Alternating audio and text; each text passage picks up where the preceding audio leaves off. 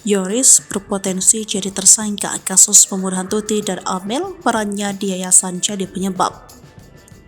Tersangka kasus pembunuhan Tuti Sartini dan Amalia Mustika Ratu di Subang kini berpotensi bertambah.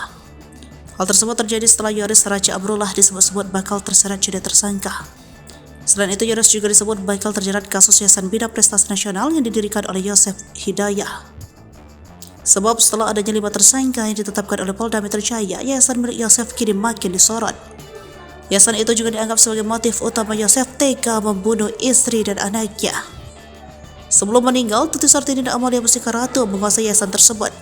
Keduanya menjabat sebagai bendahara dan sekretaris yayasan. Sementara Yoris menjabat sebagai ketua yayasan. Dari yayasan tersebut, keluarga mereka pun tampak hidup mewah. Tuti memiliki mobil Toyota Alphard yang selama ini sering dikendarai oleh Yoris. Kemudian Amel juga memiliki mobil Toyota Yaris. Di samping itu, kehidupan Yosef dan istri mudanya Mimin justru sederhana. Yosef pun kesehariannya diberi jatah oleh Tuti dan tidak bebas mendapat uang yayasan. Padahal setiap tahunnya Tuti, Amel, dan Yoris menguasai uang 1,3 miliar rupiah per tahun dari yayasan. Hal itu dibongkar oleh mantan bendahara. Ia menuturkan untuk SMP SMK di yayasan setiap tahunnya mendapat suntikan dana 1.324 juta rupiah pada tahun 2021. Saya juga gemetar lihat uang itu, kata Dedi dilansir dari YouTube Hersanto pada Minggu 29 Oktober 2023. Sebagai mantan bendahara, ia pun sempat mencurigai yayasan tersebut. Waktu dulu lagi PPKM jadi dimanfaatkan, siswanya jadi banyak, SMK jadi hampir 500 lebih, ungkap Dedi. Selain itu, menurut Dedi, kondisi sekolah tidak terawat.